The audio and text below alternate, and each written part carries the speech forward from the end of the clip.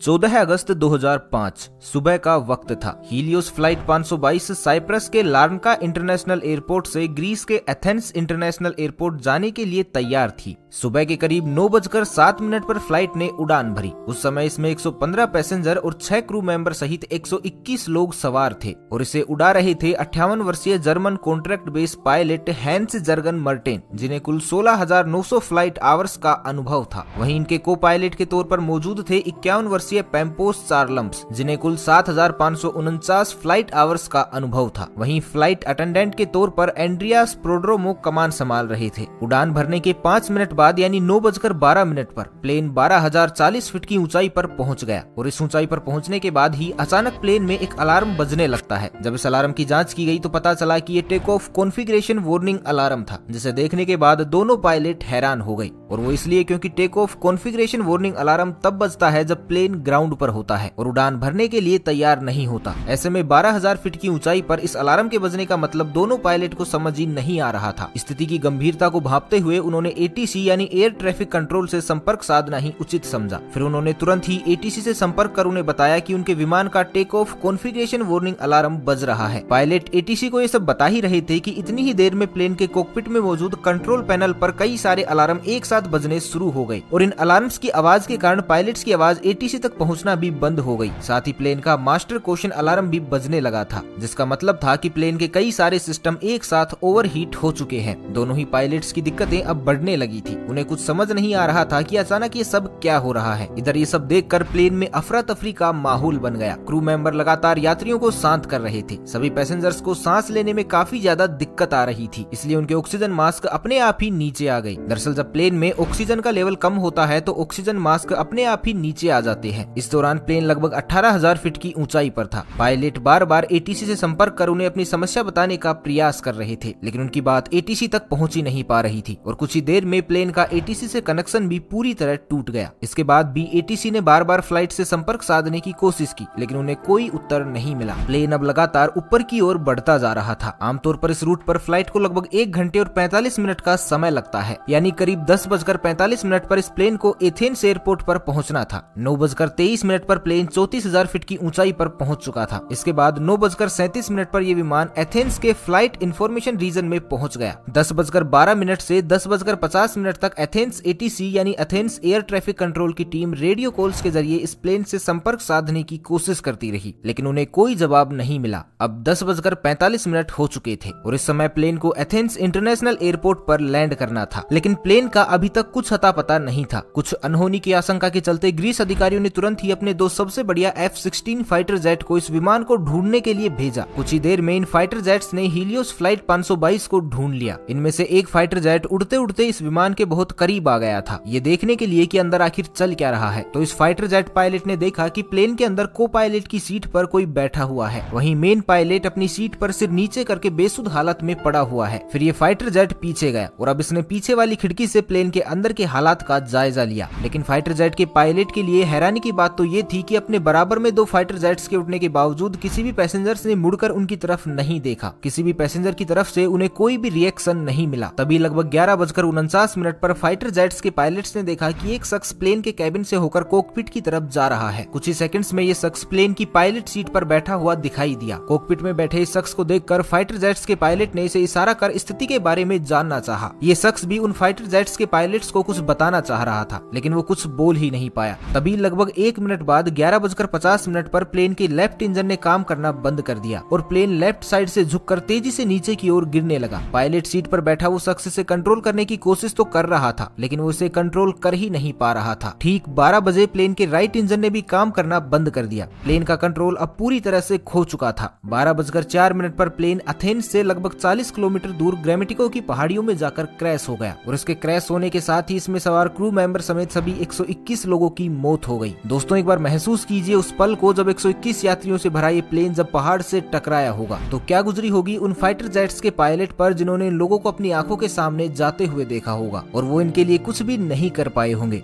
इसके बाद ग्रीस में फ्लाइट 522 के क्रैश होने की खबर सभी जगह आग की तरह फैल गई। तुरंत रेस्क्यू ऑपरेशन चलाया गया। सभी 121 लोगों की डेड बॉडी को एक एक करके ढूंढकर बाहर निकाला जाने लगा, लेकिन जब हादसे में मिली कुछ लोगों की डेड बॉडी की ऑटोप्सी की गई तो एक चौंका देने वाली बात सामने निकल कर आई। दरअसल जहाज में मौजूद ज्यादातर सभी लोग और पायलट्स प्लेन के क्रैश होने से पहले ही मर चुके थे। तो अब यहाँ सबसे बड़ा सवाल ये था कि जब पायलट प्लेन के क्रैश होने से पहले ही मर चुके थे तो लगभग 2 घंटे तक प्लेन का कंट्रोल किसके पास था। तो दोस्तों, हमने वीडियो की शुरुआत में एक व्यक्ति का जिक्र किया था, फ्लाइट अटेंडेंट एंड्रियास प्रोड्रोमो। जी हाँ, वो एंड्रियास प्रोड्रोमो ही थे जिन्होंने अभी तक इस जहाज को संभाले रखा था, क्योंकि अंत में उनकी ही आवाज एटीसी को सुनाई दी थी। एंड्रियास ने करीब 5 बार मेडे मेडे कहकर मदद की गुहार लगाई थी। Mayday. Flight 5.